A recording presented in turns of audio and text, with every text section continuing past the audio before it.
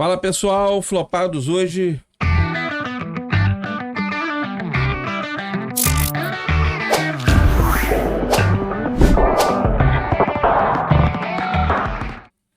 Vem num formato um pouco mais diferente, Mudamos um pouquinho aqui a nomenclatura da galera. Mas continuamos com a presença que eu não suporto. Mas eu não tenho como abrir. Não tem como descartar. Não tem como sair fora. Tá no contrato, doutor Marcinho. Boa noite, galera. Então, e hoje a gente tem uma novidade bem legal que vai acompanhar a gente na mesa. Professora Gabriele. Olá a todos, eu me chamo Gabriele. Hoje eu trago o professor Márcio Ornelas aqui para ser entrevistado, para conversar com a gente. Professor de Geografia, formado pela UERJ. Primeiramente, agradecer o convite, né, para todo mundo que faz parte desse podcast que é bastante assistido, bastante relevante, discute temas diversos, que é o Flopados. E estamos aí para conversar sobre educação, sobre Brasil, Rio de Janeiro, enfim, o que vier a gente fala, não tem problema. Professor Márcio Ornelas. Cara, tu é professor da matéria que eu mais gosto. Geografia é bom pra caramba. Eu me amarro em geografia. Eu sempre gostei de geografia. É a matéria que os professores são mais legais. É geografia e história, né? Geografia e história é aquela matéria que a galera se solta. E você também tem um programa muito bacana, um projeto, que você foi um dos fundadores do Emancipa, que é um projeto bacana, que eu queria que você explicasse. Eu sei qual é o projeto, eu já tive convidado aqui que já falou sobre ele, mas eu queria que você desse uma palhinha aí do projeto Emancipa. Modesta à parte, pessoal de Geografia e de História, geralmente é legal mesmo, né? Mas são também os que mais gostam de falar, né? Se deixar, né? Quando fala assim, vai ficar 15 minutos aí, chega a dar um aperto no coração. Não, a gente, na verdade, eu sou o fundador da Rede Emancipa em São Gonçalo, né? Como o próprio nome já diz, é uma rede de educação, então é um movimento de educação popular nacional. Então, a fundação dele mesmo foi em São Paulo, já tem cerca de 14 anos.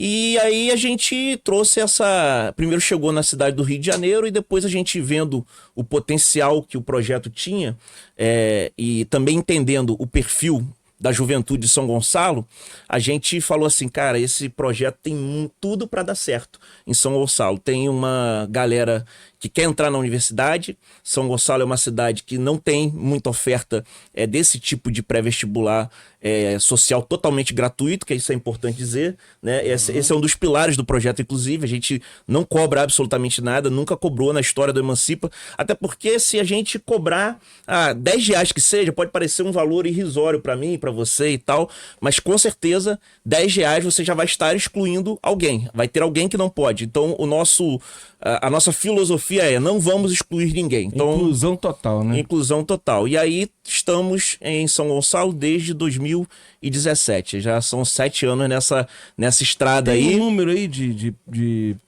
estudantes que vocês já conseguiram? De formando? Pois assim, a gente tá de estudantes que passaram, nós com certeza já estamos na casa das centenas, mas a gente é meio ruim de levantar os nossos próprios dados, né? Infelizmente, isso, é porque a rotatividade no Emancipa é muito grande, são muitos alunos. Né? Humanas é complicado. Assim, botasse lá um físico uma galera da matemática, aí você conseguia dar um jeito, né? A Gabi sabe que a Gabi também é da área de humanas, a gente para se organizar, para fazer uma planilha é um custo danado. Ainda que fosse, né, dezenas, ainda que fosse poucos, teria valido a pena, porque o projeto é maravilhoso. Agora, se já passa da casa de centenas, é muito mais maravilhoso ainda, né? Sim. Tem sempre uma história. Essa história já é conhecida porque as pessoas contam sempre ela. Mas tem uma história que a gente não esquece. Para você ver como o Emancipa tem esse potencial de transformar a vida das pessoas, né? De uma senhora que hoje ela começou a acompanhar a filha, né, no IFRJ, porque lá funciona à noite, é meio escuro e tal, ela ia por segurança, acompanhava a filha. A filha, ela ia assistir as aulas com a filha, e a filha desistiu no meio do caminho, né? No meio do curso, ela desistiu, e ela se encantou tanto com o projeto que ela resolveu ficar até o final, voltou a estudar, mais de 20 anos sem estudar, e no final das contas ela resolveu fazer o Enem e passou para engenharia na UF. Que bacana. São dessas histórias que assim, é um pequeno exemplo de como que... Por exemplo, talvez se ele tivesse, né, cobrado 10, 20 reais por mês, talvez essa história não pudesse existir, né? Era a passagem dela que vocês talvez tirassem, né? Exatamente, né? A possibilidade dela ir com a filha lá. Então, assim, essa é um pouco a nossa filosofia, né? E isso é que te dá força, né, de continuar, né? Assim, eu não tenho uma história muito... Como é que eu posso dizer? Eu não tenho uma história muito bonita, porque quando eu conheci a educação, quando eu entrei na faculdade, eu não tinha esse apego pela educação. Eu gostava mesmo de geografia, né? Foi isso que me levou a fazer. Eu não tinha, assim, apego pelo ofício do magistério. Mas aí quando você começa a cursar e você vê, e você começa a ter clareza, né, do potencial transformador da educação, de como é uma arma poderosa para mudar a vida das pessoas, para mudar a sociedade de uma maneira geral, aí aquilo me encantou. Aí eu sempre falo, para mim, a virada de chave, né, nesse processo de transformação do Márcio Ornelas geógrafo para o Márcio Ornelas educador, aí passa muito pelo Paulo Freire, que é fundamental, inclusive, na história nossa do Emancipa, né? O maior educador, um dos maiores educadores do mundo, é brasileiro, e nada mais é um homem católico, um homem que nada mais é do que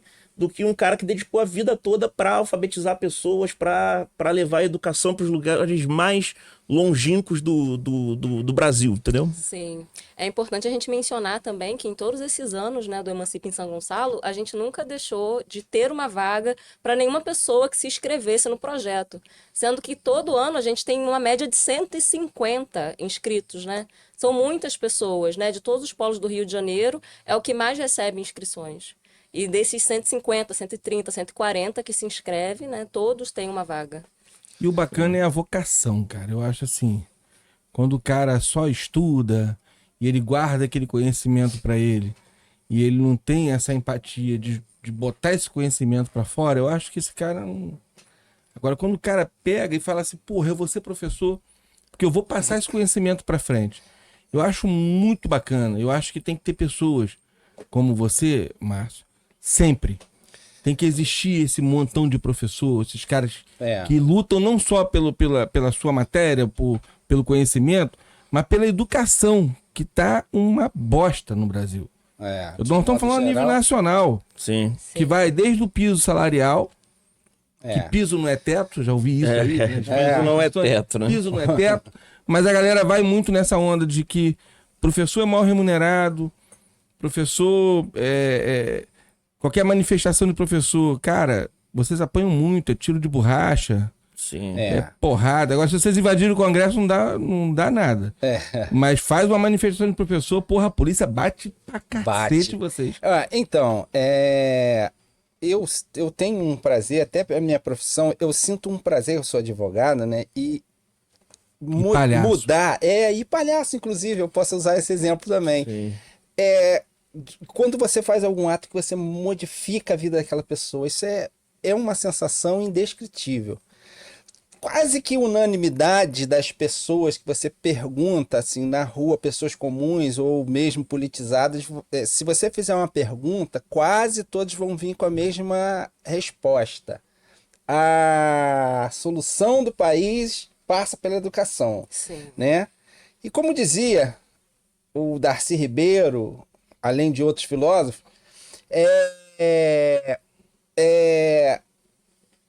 esse projeto errado de educação do Brasil, ele é um projeto que nasceu para ser errado. Sim. Não é isso? A gente sabe disso, né? O Eduardo Marinho teve... O Eduardo falou que a escola pública hoje está formando mão de obra barata, né? Desqualificada, uma outra situação. Aí a minha pergunta, né, vai até para a professora Gabriele também, professor Márcio Ornelas.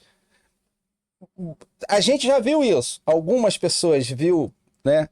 Como que a gente consegue driblar esse sistema, né? Eu tenho uma resposta que é o Emancipa. O Emancipa é um projeto maravilhoso, mas tem outras coisas que vocês acreditam que pode ser feita pelo terceiro setor, assim como vocês? Assim, eu vou falar assim, essa frase do Darcy Ribeiro tá perfeitamente correta, né? O sucateamento da educação, ele é um projeto, não é uma negligência, enfim, não é uma coisa ao acaso. Se você pegar alguns dados da contextualização da expansão da escola pública no Brasil, você vai ver que assim, os números são muito chocantes. Na década de 50, por exemplo, 35, a escola pública, eu estou falando de 70 anos atrás, isso é muito, no tempo histórico, isso não é nada. 35% da população, a escola pública só atendia 35% da população. Era seguro dizer que os outros 65% da população eram completamente analfabetos. Mas o que acontece? A necessidade de formar mão de obra que tivesse pelo menos alfabetizada, pelo menos pudesse fazer contas básicas para a própria expansão do mercado de trabalho, do desenvolvimento capitalista tardio do Brasil, tinha uma necessidade de expandir a educação pública, as escolas públicas, para tudo que é lugar. Então nós democratizamos a educação pública do ponto de vista quantitativo, mas nunca democratizamos a qualidade dela, porque a quantidade nunca foi acompanhada da qualidade. O processo que ela se expandiu para todos os bairros, para todas as comunidades, e isso de fato ela foi massificada, a qualidade nunca acompanhou. Pelo contrário, quando ela atendia uma pequena parcela da população, os filhos das elites do Brasil, ela funcionava e funcionava muito bem, né? E é por isso que a escola, por isso que a universidade pública, né, que tem o Enem ali, que é uma prova, que é para travar o jovem da periferia de entrar, é por isso que as universidades públicas são boas, né? Elas funcionam muito bem, porque ela não é o espaço da periferia, ela não é o espaço do jovem negro, né? E é por isso que a gente atua no Emancipa, porque cada jovem que a gente coloca lá, André, muda a vida dele para sempre. Você tem uma noção? Nós estamos hoje falando de uma juventude, Márcio, Gabi, que hoje termina o ensino médio, está sonhando em virar Uber ou está sonhando em ser entregador do iFood, e nada contra esses ofícios. Mas está se perdendo a perspectiva de que ele pode entrar numa universidade e ele pode ser o que ele quiser. Cara, entendeu? Eu vi um vídeo. A gente fica. Agora, tem essa mania agora de ficar passando o vídeo. Eu agora tô com a empatia de curtir e seguir as pessoas. Porque eu fico puto, porque nego passa meu vídeo assim, às vezes eu tenho mais compartilhamento do vídeo do que de seguidor, por exemplo, no canal. Mas é um vício que já criou na gente mesmo de passar um vídeo muito bom. Mas voltando, tirando essa minha revolta dos seguidores que não vem, eu tô vendo, eu tô fazendo essa revolta também. Cara, eu vi um vídeo hoje interessantíssimo de crianças na favela, cada uma com um livro na mão como se fosse uma arma. E o cara querendo entrar pro movimento, querendo entrar pra esse movimento. Pô, mas até que o movimento tem não sei o que. Aí tem. Aí legal. Vai mostrando as armas. Um dicionário 762, que não sei o que. Cara, eu achei aquilo maravilhoso, libertador. As crianças de favela fazendo. Meu irmão, com qualidade de cinema. Eu tô errando aqui porque eu esqueci o nome dá o crédito, né? a quem fez. Porque. Procurem. Agora todo mundo acha. É só procurar essa galera que tá fazendo essa esquetezinha aí de favela tal, como se fosse do tráfico, mas é o tráfico da educação. Cara, muito legal, top. Muito legal. Eu fiquei assim, eu me emocionei. Então assim, eu vejo, não tem outro jeito, cara, para você resolver a situação dessas pessoas que não foi educação. Mal comparando esse projeto que vocês pertencem, é um tráfico de educação, né? Sim, a gente já teve esse lema, né? Nossa arma é educação. Né? Exatamente. Não deixa de ser. Não, eu não sei o que a Gabi acha, assim. A gente, no processo educacional, o Emancipa você está livre das amarras, das estruturas que são impostas às vezes pelas secretarias e pela estrutura escolar. Então a gente faz o que a gente quiser. Mas a educação, a escola é o terreno do contraditório, né? Exatamente. A gente tem brecha para atuar. Exatamente. Na sala de aula, o professor ele tem a autonomia dele, né? Uhum. Se ele tiver um propósito, um viés mais subversivo, de realmente usar, né, a educação como um instrumento para a emancipação humana, ele consegue fazer esse trabalho.